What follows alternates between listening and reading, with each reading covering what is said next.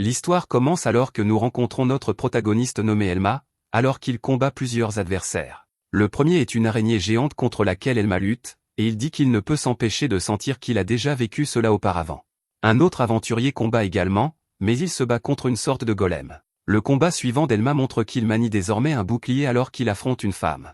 Elle déclare qu'elle va montrer à Elma ce qu'un maître épéiste peut faire, et elle utilise une attaque spéciale.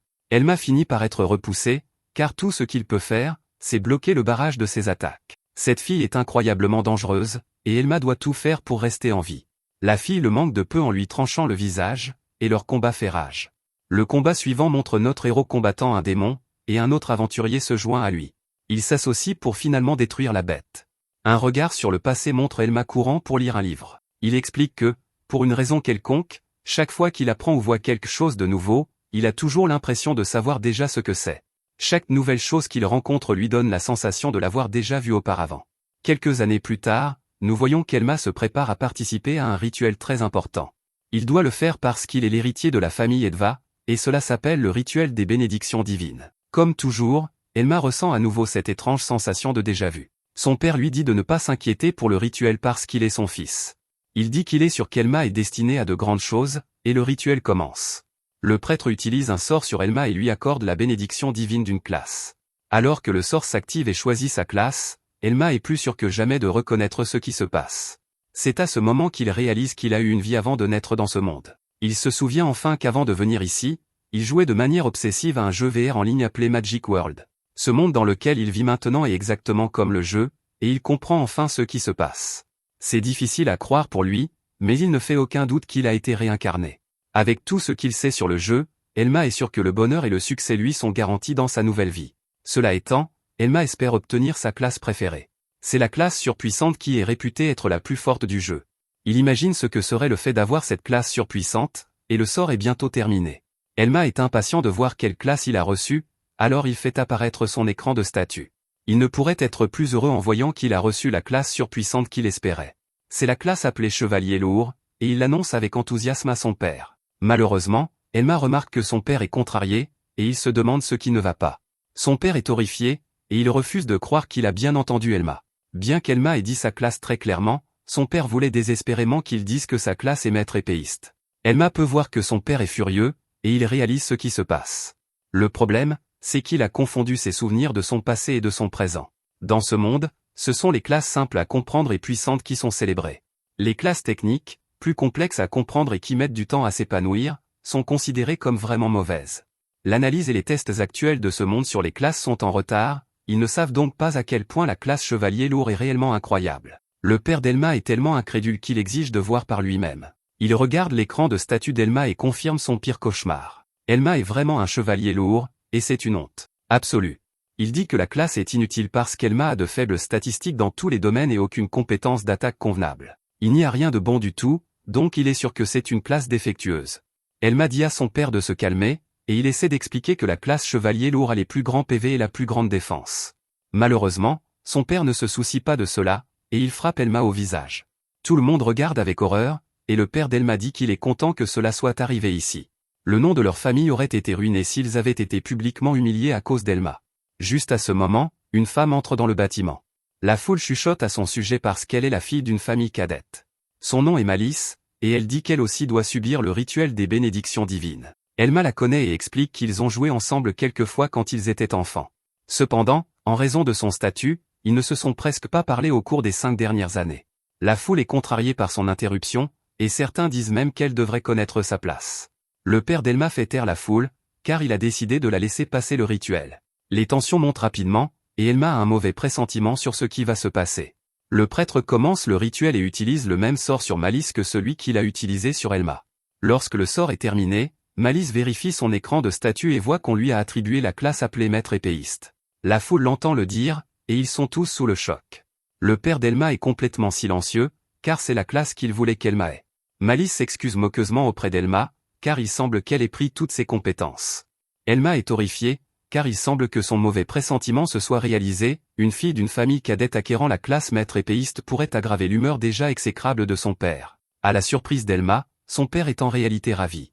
Il félicite Malice et dit qu'elle est un véritable membre de la famille. Il déclare qu'à partir d'aujourd'hui, Elle sera sa fille, et qu'elle sera la véritable héritière de son trône. Elma est choquée d'entendre cela, et la foule n'arrive pas à croire qu'il ait nommé une fille d'une famille cadette son héritière. Malice a toujours pensé que ce serait Elma, mais elle est d'accord qu'il ne pourrait pas supporter ce fardeau. Le père d'Elma traite Elma de déception, et il lui dit de partir. Un chevalier lourd est une tache sur la réputation de leur famille, alors il déclare qu'Elma n'est plus son fils. Il exige à nouveau qu'Elma quitte le manoir pour toujours, et toute la foule quitte le côté d'Elma. Elma est tout seul, mais il est sûr que son père ne pense pas ce qu'il dit. Il essaie d'expliquer que Chevalier Lourd est en réalité une classe très puissante, et il promet d'apporter de l'honneur à leur famille. Son père le fait taire, cependant, et lui dit de ne plus jamais se montrer ici. Il avertit également Elma de ne plus jamais utiliser le nom de famille, sinon il lui fera trancher la tête. Elma est incrédule, et Malice ne peut cacher à quel point elle apprécie la situation. Le père d'Elma quitte la pièce, et Elma n'a d'autre choix que de partir aussi. Il parle une dernière fois au serviteur de la famille, et il n'arrive toujours pas à croire que son père ne l'ait pas écouté. Le serviteur lui donne de l'argent et s'excuse de ne pas pouvoir l'aider. Elma est chassée du manoir, mais l'expression sur son visage montre clairement qu'il est plus déterminé que jamais à prouver que tout le monde a tort. Alors qu'il s'en va, nous voyons que Malice l'observe avec un sourire aux lèvres. Un peu plus tard, nous voyons à quel point la ville est animée. Un homme nommé Seigneur Till dit à un public qu'il prévoit bientôt de passer une quête de promotion. Il explique qu'il a une certaine influence auprès des examinateurs, donc cela devrait être un jeu d'enfant. À proximité, une fille nommée Lucie dit qu'aujourd'hui est le grand jour. Elle promet de faire de son mieux, mais un homme de son groupe lui dit simplement de ne pas gêner. Il trouve son comportement étrange, et il souhaite juste qu'elle puisse au moins chasser normalement. À proximité, Elma arrive à l'auberge où il va séjourner. Il traite son père d'ordure pour lui avoir causé tant de problèmes. Il a perdu sa maison, sa famille et toute sa vie. Cependant, ce qu'il possède encore, c'est la classe Chevalier Lourd, qui est la plus forte de toutes. C'est une classe surpuissante, mais personne d'autre que lui ne le sait. Elma réfléchit ensuite à la façon dont ce monde, son histoire, son environnement, et même le nom de la ville ne ressemblent en rien à ce qu'ils étaient dans le jeu. Il y a beaucoup d'inconnus, donc il devra faire quelques recherches. Cependant, la première chose qu'il devra faire est de tester sa classe et ses compétences. Il dit, afficher les statistiques, et son écran de statut apparaît. Il réalise que, si les choses ont changé et que la classe Chevalier Lourd n'est vraiment pas surpuissante, alors il est fichu. Il examine tout et est soulagé de voir que la classe Chevalier Lourd est toujours surpuissante. Elle est exactement la même que dans le jeu, et c'est toujours la meilleure classe. Il regarde les arbres de compétences et explique ce qu'ils sont. Les arbres de compétences permettent à une personne de choisir quel type de compétence elle veut. Elma a actuellement 5 points de compétences restants, ce qui correspond aux points bonus initiaux obtenus lors de l'acquisition d'une classe. À partir de maintenant, il gagnera un point de compétence supplémentaire pour chaque niveau qu'il gagnera. Il dit que la façon dont ces points sont attribués déterminera le destin d'une personne. Elma explique ensuite qu'il existe 2 types de compétences, il y a les compétences fixes déterminées par la classe, et les compétences attribuées aléatoirement lors de la création du personnage. Parmi celles qu'il possède, celle appelée Serment de l'armure lourde est le seul arbre de compétences de classe fixe. Elma explique que les gens l'appelaient le plus faible des arbres de compétences du chevalier lourd. Il peut en réalité être assez puissant, mais il est difficile à utiliser, et beaucoup de ses compétences ont des applications limitées.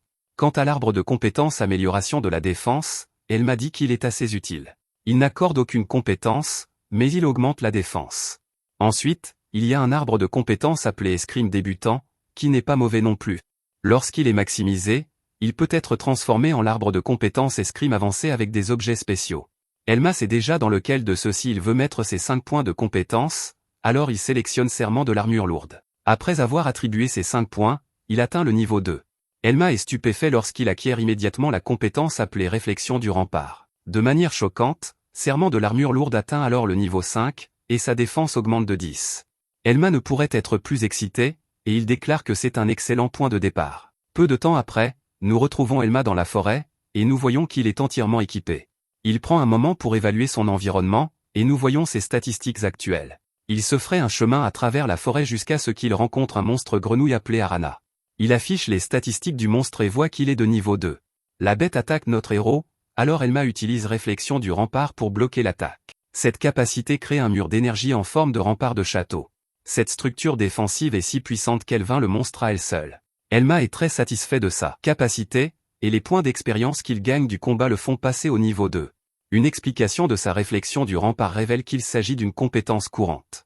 La description explique que, lorsqu'une attaque ennemie est annulée par sa défense, cette compétence inflige des dégâts égaux à la défense de l'utilisateur. Elma va récolter le butin de sa victoire et voit que le monstre a laissé tomber une pierre magique de niveau 2. Elle ne vaut pas grand-chose, mais Elma décide de la garder. Juste à ce moment, Elma doit rester sur ses gardes alors qu'il entend quelqu'un courir et appeler à l'aide. Un homme court pour sauver sa vie, disant qu'on le poursuit. Il supplie Elma de l'aider, et nous voyons qu'il est chassé par plusieurs monstres. Elma lui dit calmement de le laisser gérer cela, et l'homme se demande s'il peut vraiment les affronter seul. Il commence à penser qu'Elma pourrait être un aventurier célèbre, mais notre héros dit que ce n'est pas le cas. Il explique qu'il vient de monter de niveau il y a une minute pour la première fois de toute sa vie.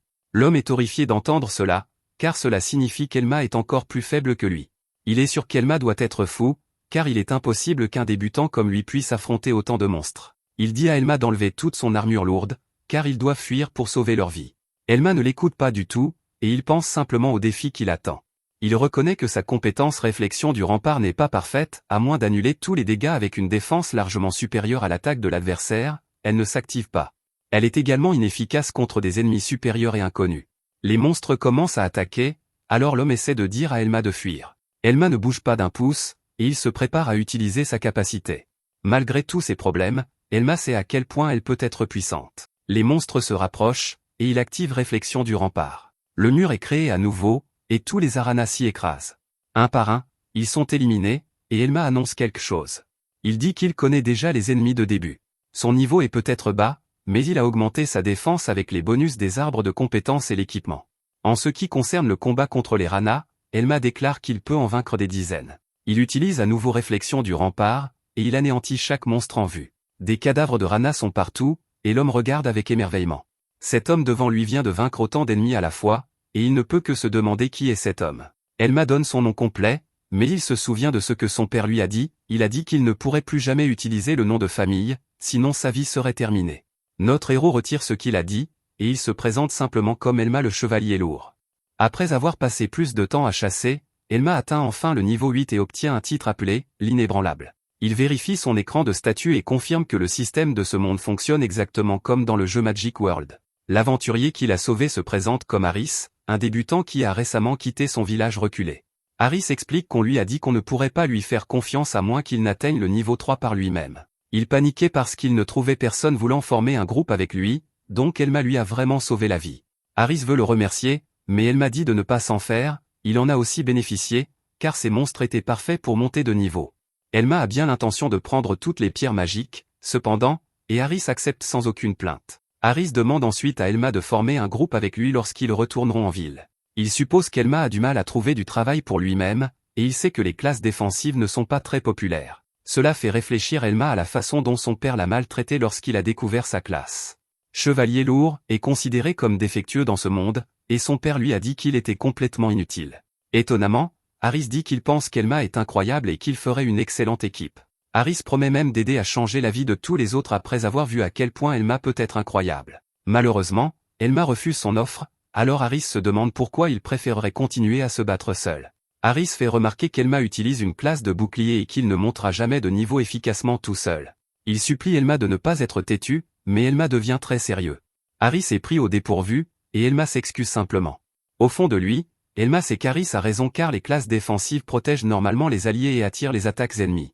Cependant, inclure des membres de groupe signifie qu'Elma devrait partager toute l'expérience qu'il gagne. Pour la façon dont Elma veut monter de niveau, c'est vraiment pénible. Elma veut gagner des niveaux, des objets, des compétences et des titres aussi rapidement que possible. Il doute également que quiconque croirait à sa connaissance du potentiel caché du chevalier lourd. Plus important encore, Elma n'a pas de temps à perdre car il lui reste encore tant de choses à accomplir, comme atteindre son plein potentiel et se venger de son père. Au fil de la journée, Harris continue d'essayer de convaincre Elma en disant qu'il fait cela pour son bien.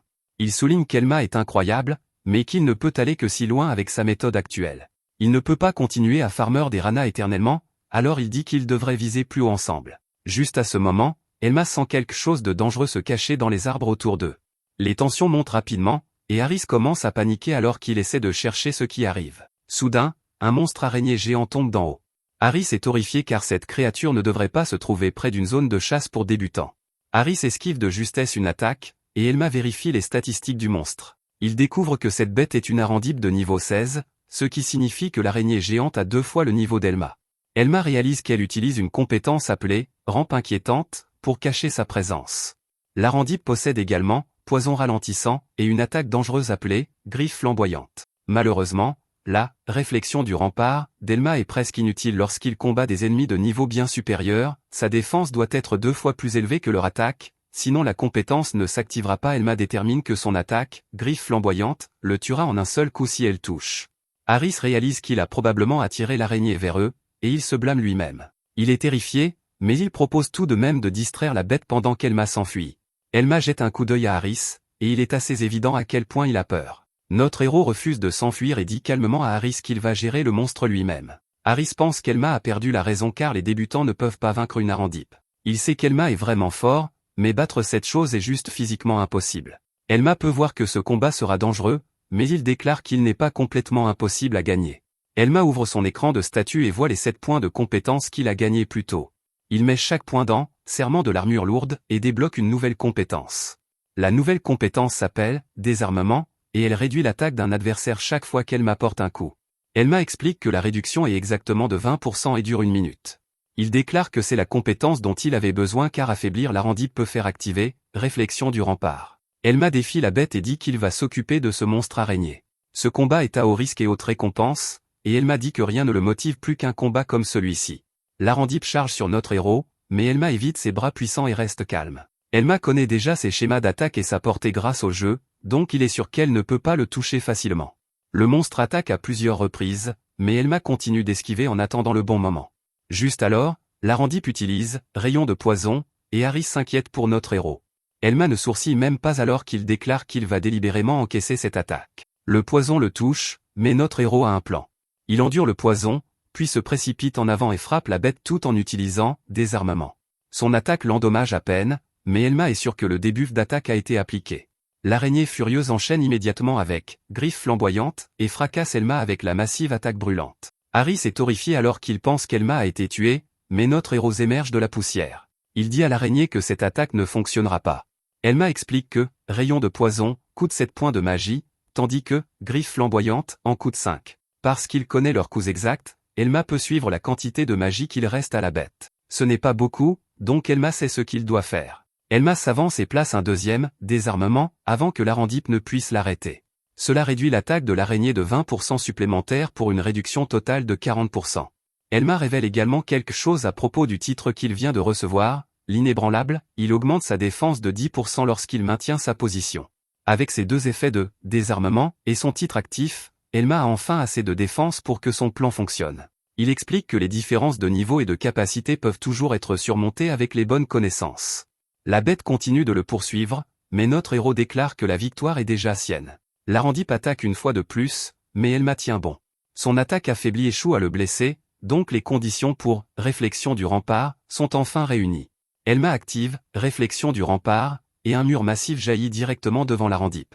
La créature est projetée en arrière et ne peut plus bouger. Elma déclare que le combat est terminé et met fin à la vie de l'araignée. Harris regarde avec émerveillement car Elma a vaincu un monstre qui aurait dû être impossible pour lui. Leur victoire fait passer Elma du niveau 8 au niveau 12 et lui récompense 4 points de compétence. Elma essaie de les ajouter dans serment de l'armure lourde, mais le système l'en empêche. Il indique que des points supplémentaires ne peuvent pas être ajoutés à l'arbre de compétences pour le moment. Elma reconnaît ce message, et il réalise qu'une autre fonctionnalité de Magic World existe dans ce monde. Son arbre de compétences atteint encore le niveau 15, et Elma acquiert une nouvelle compétence appelée Parade. Elma est excitée car cela signifie qu'il a enfin toutes ses compétences de base. Harris n'arrive pas à croire ce qu'il vient de voir, et il se demande qui est vraiment Elma. Il admet qu'Elma peut probablement se battre seule et dit qu'il s'inquiétait pour rien. Il détermine qu'Elma se débrouillera sans lui, mais il remarque qu'Elma est en fait empoisonnée. Harris propose de l'escorter jusqu'à la ville, et Elma accepte son aide tout en le remerciant. Après qu'Elma a été guérie, les deux se disent au revoir. Harris remercie notre héros et espère qu'ils pourront rester amis lorsqu'ils se reverront. Plus tard, Elma se rend à la guilde des aventuriers pour pouvoir s'enregistrer officiellement en tant qu'aventurier. Il dit à la réceptionniste qu'il s'appelle Elma et qu'il est un chevalier lourd de niveau 12. Plusieurs aventuriers à proximité rient immédiatement car ils croient que les chevaliers lourds sont complètement inutiles. La réceptionniste traite sa demande, et Elma est officiellement approuvé en tant qu'aventurier de rang F. Elma nous explique qu'il existe 7 rangs d'aventuriers, le rang S étant le plus élevé. Un groupe doit contenir au moins un aventurier de rang E avant de pouvoir entrer dans un donjon. Elma a également découvert que le rang d'aventurier limite le nombre de points de compétence qu'il peut ajouter à serment de l'armure lourde, c'est pourquoi le système l'en a empêché plus tôt. Elma doit atteindre le rang E dès que possible. Notre héros demande ensuite à trouver un groupe, mais la réceptionniste dit que les utilisateurs de boucliers sont rarement recherchés. Elle le prévient que cela pourrait prendre du temps, mais Elma décide d'y réfléchir plus tard. Des aventuriers à proximité continuent de l'insulter car personne ne veut faire équipe avec un chevalier lourd de bas niveau. Elma les ignore et sort le sac magique qu'il a apporté du manoir de sa famille. Elma pense à quel point le sac peut stocker un énorme nombre d'objets, donc il est content de l'avoir pris. Il veut échanger ces pierres magiques qu'il a obtenues en combattant, alors il déverse un tas sur le comptoir. Tous les membres de la guilde sont stupéfaits en voyant les pierres, et la réceptionniste demande à Elma s'il les a vraiment toutes collectées lui-même. Elma confirme qu'il a farmé chaque pierre seul, et il lui dit d'inclure cela dans son rapport. Les autres aventuriers l'accusent de tricher car ils ne peuvent pas croire qu'un chevalier lourd ait pu accomplir cela. Elma s'en moque car il a fini de s'enregistrer et a maintenant assez d'argent pour ses frais de subsistance. Avec ses problèmes résolus, Elma commence à penser à la partie qui excite ses instincts de joueur de Magic World. Il se demande avec impatience s'il y a des quêtes de promotion qu'il pourrait entreprendre immédiatement. La réceptionniste est surprise par sa question, mais elle confirme qu'il y en a techniquement une de disponible. Un peu plus tard, nous voyons qu'Elma a rejoint la quête de raid qui se déroule à l'intérieur d'un cimetière sombre. Le groupe comprend plusieurs aventuriers expérimentés ainsi que de nombreux débutants nerveux qui ont l'air complètement terrifiés. Un vétéran massif nommé Gotan s'approche après avoir entendu qu'un clown a rejoint leur quête de raid. Il regarde droit vers Elma et suppose que c'est lui le clown. Gotan dit qu'il y a beaucoup de débutants qui sous-estiment les guildes et les monstres avant de se faire tuer. Il refuse de croire qu'Elma ait vaincu une Arandip alors qu'il n'était que de niveau 12. Gotan traite Elma de menteur et dit que l'aventure ne pourrait jamais être aussi facile. Il promet ensuite de donner une leçon à Elma pendant que tout le monde regarde. Elma regarde l'immense aventurier qui se tient au-dessus de lui et réalise que cette situation est vraiment pénible. Elma déteste vraiment cette situation, mais il sait que les quêtes de raid sont une rare chance de promotion. Elma ne peut pas se permettre de rater ça, alors il doit jouer intelligemment. Au lieu de chercher la bagarre, il dit calmement à Gotan qu'il a hâte de travailler avec lui. Gotan dit qu'il n'aime pas cette réponse, mais il l'accepte quand même.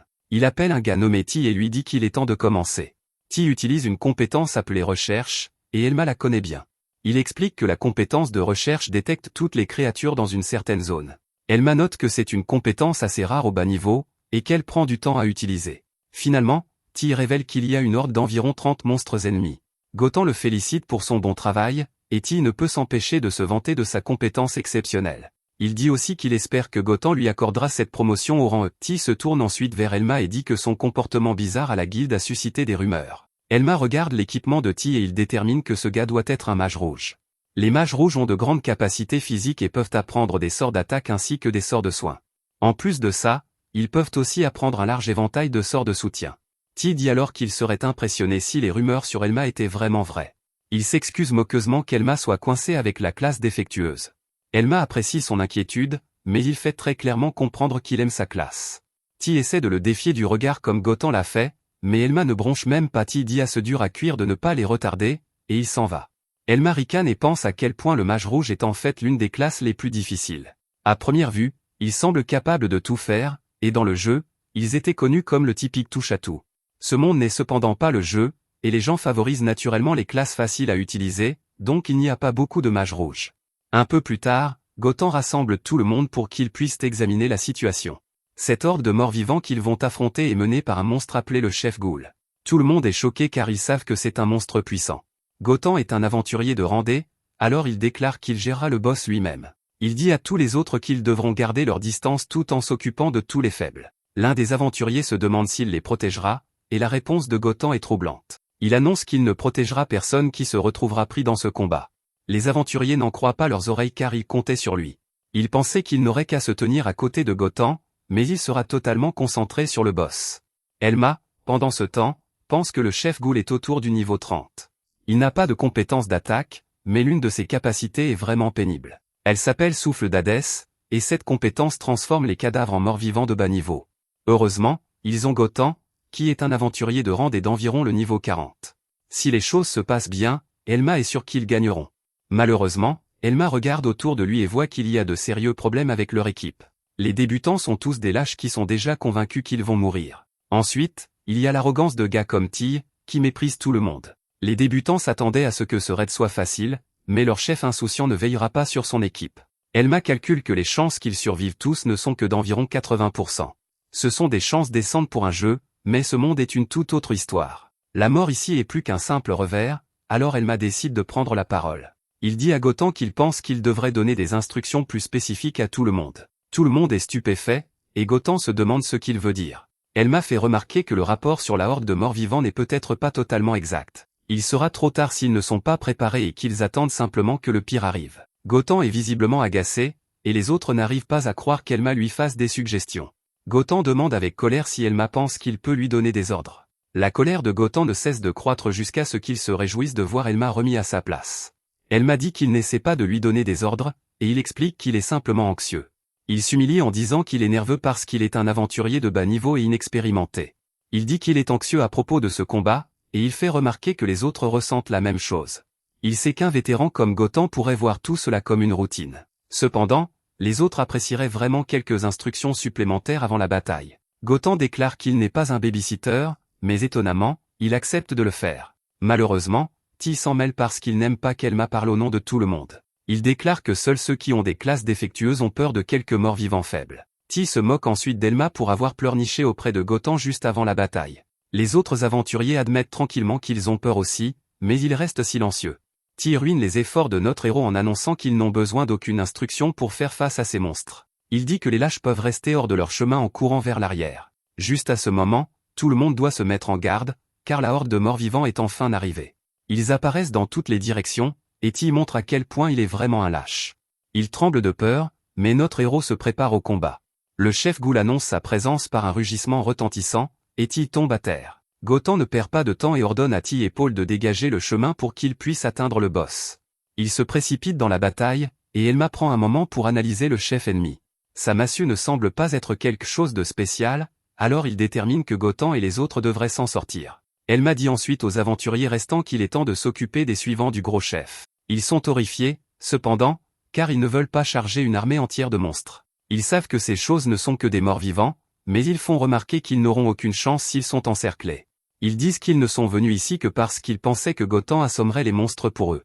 Au lieu de cela, ils ne se concentrent que sur le boss, alors ils ne savent pas quoi faire. Elma réalise maintenant pourquoi tous ces gars sont si peu motivés pour se battre.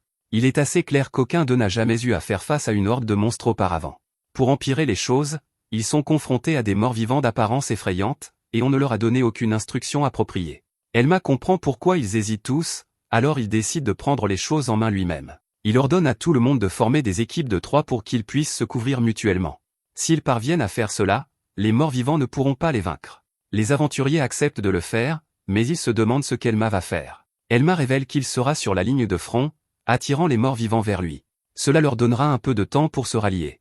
Les autres font remarquer que c'est beaucoup trop risqué pour lui de faire ça tout seul. Les chevaliers lourds sont vraiment lents, et il ne pourra pas se soigner assez vite. Juste à ce moment, un mort-vivant essaie d'attaquer l'aventurier, mais Elma le dévie instantanément avec sa compétence parade. Cette compétence utilise une épée ou un bouclier pour dévier les attaques ennemies et créer des ouvertures. Elma part plusieurs autres attaques avec facilité, et les aventuriers regardent, émerveillés. Elma utilise ensuite désarmement alors qu'il fait rage à travers toute la horde avant d'éliminer tout un groupe de morts-vivants avec réflexion de rempart. Les aventuriers sont stupéfaits car Elma a éliminé tous ces monstres en un clin d'œil. Elma leur dit de ne pas s'inquiéter car attirer des hordes d'ennemis est le travail d'un chevalier lourd. Il dit que si quelque chose d'imprévu se produit, il veut qu'ils le disent aux autres immédiatement. Elma annonce qu'il les aidera aussi, et le groupe n'en croit pas ses yeux. La bataille fait rage, et Elma affronte seule la plupart des morts-vivants. Les aventuriers n'arrivent pas à croire ce qu'ils voient car Elma est censée n'être qu'un chevalier lourd. Vaincre autant de monstres fait passer Elma au niveau 16, et il gagne un autre point de compétence. Elma est très satisfait car Parade fonctionne encore mieux que prévu. Combattre autant d'ennemis à ce niveau est aussi vraiment efficace pour monter de niveau. Il vérifie ses statistiques, et il est ravi de voir que tout augmente régulièrement. Les aventuriers font remarquer qu'Elma a dit qu'il se contenterait d'attirer les monstres. Au lieu de cela, il les fauche pratiquement tous sans aucune aide. Il commence à se demander s'il devrait rester derrière lui pour plus de sécurité. Elma est très fiable, mais maintenant il les effraie encore plus que les morts-vivants. Après un long moment, nous voyons que les aventuriers sont épuisés par tout le combat. Elma se tient devant un tas de monstres, et il annonce qu'ils se sont occupés de la majeure partie de la horde. L'un des aventuriers se demande s'il devrait maintenant aller aider Gotan.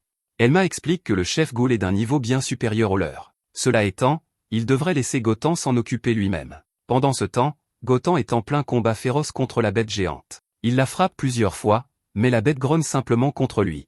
Gotan devient frustré car le monstre obstiné ne veut toujours pas tomber. Il doit repousser quelques morts-vivants, Alors il ordonne à Ti et Paul d'attirer plus de morts-vivants vers eux. Malheureusement, les deux gars sont trop terrifiés pour même bouger. Gotan les traite de lâches et déclare qu'ils n'obtiendront pas cette promotion s'ils ne font rien. Ils le savent déjà, mais ils refusent de s'approcher davantage du chef Ghoul. Ils ne veulent pas être pris dans le combat, alors ils ne peuvent qu'assister à distance. Juste à ce moment, le chef Ghoul attaque Gotan, alors il prépare une contre-attaque. Il frappe le chef Ghoul avec une puissante attaque appelée Brise-Roche. La bête est vraiment blessée maintenant, et tout le monde est impressionné par Gotan.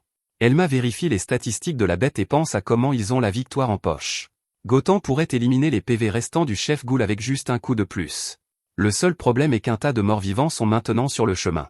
Les aventuriers se demandent s'ils devraient attaquer les morts-vivants, mais Elma leur dit d'attendre. Juste à ce moment, le chef Ghoul choque tout le monde en commençant à dévorer tous les morts-vivants à proximité.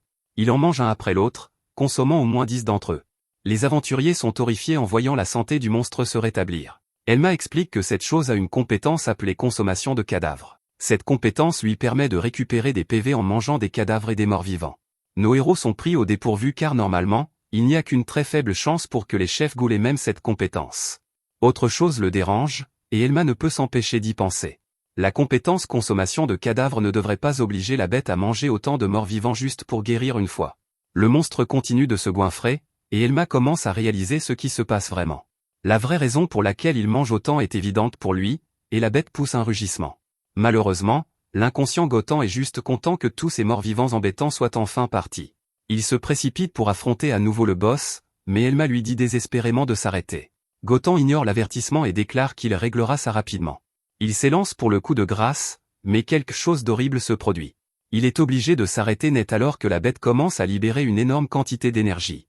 Elle crie comme un véritable monstre, et les autres ne savent pas ce qui se passe. Même notre héros est choqué quand elle commence à se transformer. Le chef Ghoul évolue en une créature bien plus terrifiante appelée Tête Folle. Il monte de niveau, passant du niveau 33 au niveau 40 sous les yeux de tous. Il est clairement beaucoup plus dangereux maintenant, et tout le monde regarde avec terreur. Alors que tout le monde fixe la bête, complètement sous le choc, Elma explique ce qu'on appelle l'évolution existentielle. C'est un événement rare qui se produit lorsque certaines conditions sont remplies, cela fait principalement référence à des monstres qui éveillent des capacités latentes et se transforment en une autre espèce pour échapper à des situations difficiles. Même dans le jeu du monde magique, les conditions exactes de l'évolution existentielle n'ont jamais été claires. À ce moment précis, Elma réalise que la bête s'apprête à faire quelque chose, et il dit à Gotan de s'éloigner. Il est trop tard, cependant, car elle déclenche une attaque et étourdit Gotan. Elma ordonne à Ti et Paul de distraire le monstre, mais ils sont terrifiés. Ti est certain que la bête mettra fin à ses jours s'il essaie de l'attaquer avec de la magie. Elma lui rappelle rapidement qu'ils perdront tous la vie si Gotan est mis à terre. Malheureusement, ils n'agissent pas assez vite, et la bête attaque Gotan. Gotan est complètement sans défense, et il subit d'importants dégâts tandis que les autres ne peuvent que regarder.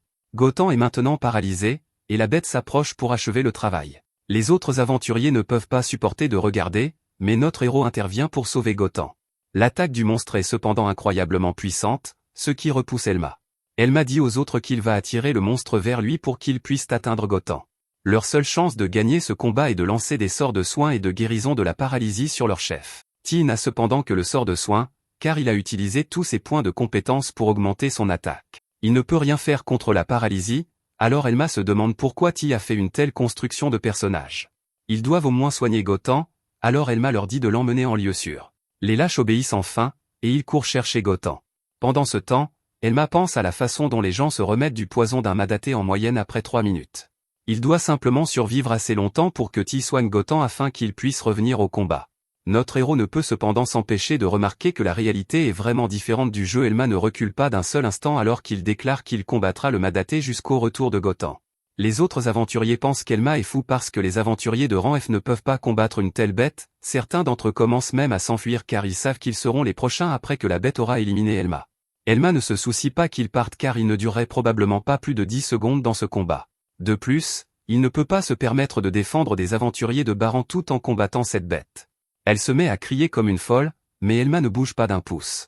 Il pense simplement à l'énorme différence de niveau entre lui et le monstre. Il est au niveau 16, tandis que le madaté est au niveau 40.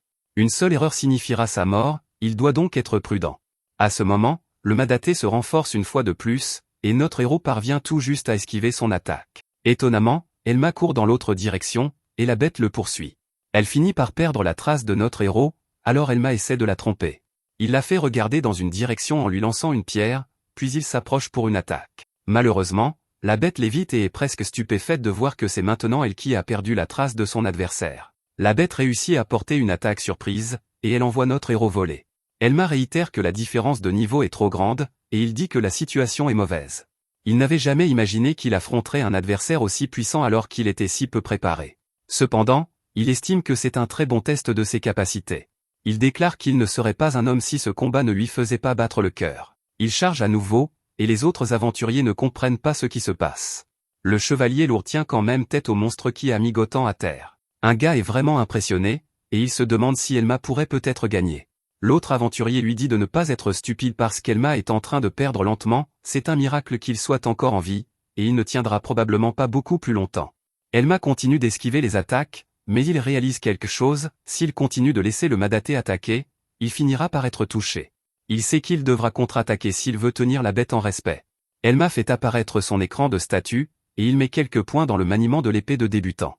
Il atteint le niveau 5, et il acquiert la compétence coup vital. Cela permettra à Elma de porter un coup puissant avec sa lame à distance 0, de plus, c'est très efficace contre les cibles avec une défense élevée. Le combat continue, et Elma utilise la parade pour éviter d'être touché. Il comble l'écart avec une vitesse incroyable, et il utilise le coup vital pour la première fois. Tout le monde est stupéfait car il a réussi à infliger des dégâts. Bien sûr, ce n'est pas suffisant, car la bête n'a presque rien remarqué. Elma pense à la façon dont le coup vital sacrifie la portée de la lame de l'utilisateur. Pour cette raison, tous les autres aventuriers considéraient cette compétence comme défectueuse. Cependant, son efficacité à infliger des dégâts fonctionne très bien pour le chevalier lourd, avec sa faible attaque et sa haute défense. Notre héros sait pourtant que cela ne suffira pas pour vaincre la bête. Il doit continuer à esquiver alors que la créature attaque sans aucun contrôle. Juste alors, Elma dit que le vrai combat commence maintenant, mais il révèle que son travail est terminé. La bête est confuse, mais ce qu'Elma voulait dire devient clair lorsque Gotham rejoint le combat. Il s'écrase sur la bête et utilise son attaque fendante de tueur de dragon. Le monstre hurle de douleur alors que l'attaque inflige une quantité de dégâts insensés, et sa vie prend fin. Tout le monde célèbre, et Elma gagne assez d'expérience pour passer du niveau 16 au niveau 23.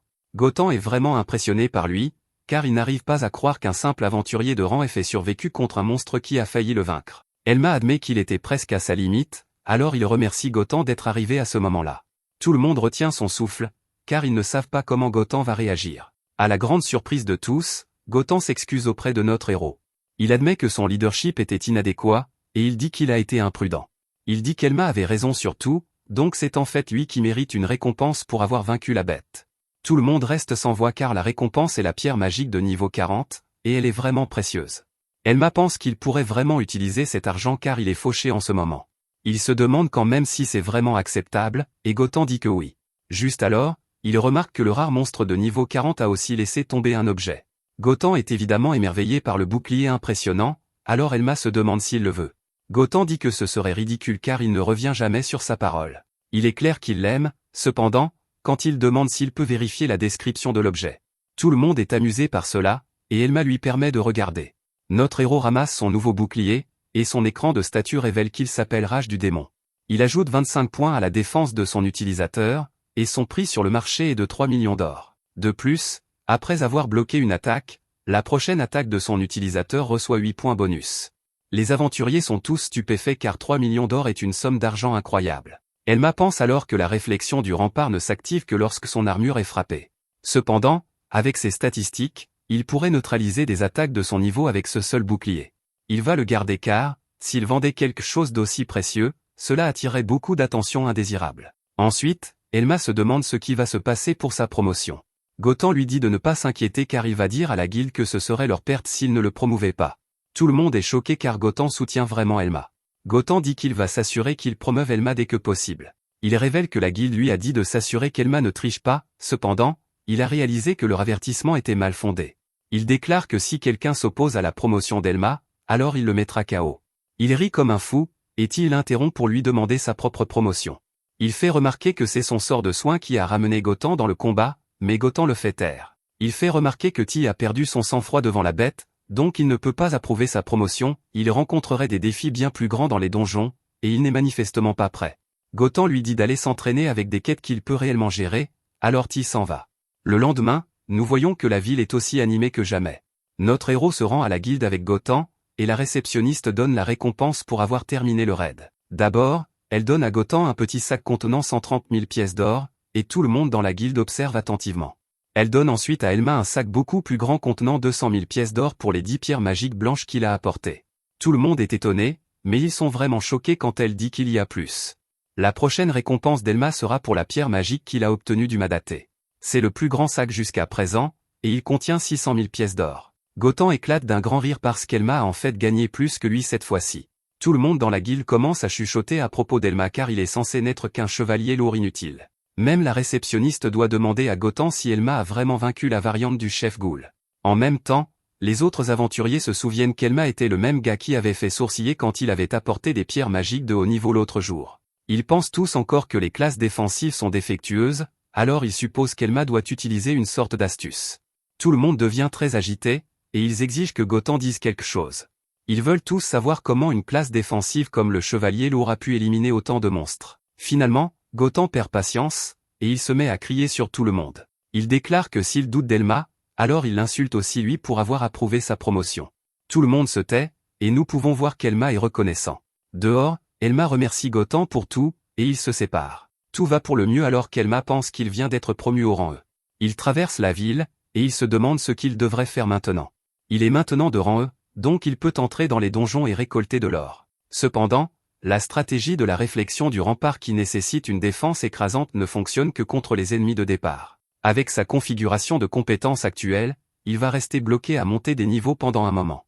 Il détermine qu'il devrait chercher un certain objet, c'est le livre de compétences Croc d'insanité ardente. Il explique que les livres de compétences sont des objets nécessaires pour débloquer des arbres de compétences. Ils sont incroyablement rares, donc il n'en trouvera pas tout de suite, mais en chercher un est gratuit. S'il peut combiner le serment de l'armure lourde et le croc d'insanité ardente, alors il serait paré. Ces deux arbres de compétences fonctionnent ensemble pour compléter le chevalier lourd. Elma explique que le chevalier lourd complet n'est plus un spécialiste de la défense, même l'appeler un spécialiste de l'attaque ne serait pas juste non plus. La seule chose qui convient est de l'appeler une arme humaine. Il déclare que le croc d'insanité ardente est essentiel pour libérer le potentiel du chevalier lourd. Merci d'avoir regardé mon récapitulatif. N'oubliez pas d'aimer la vidéo.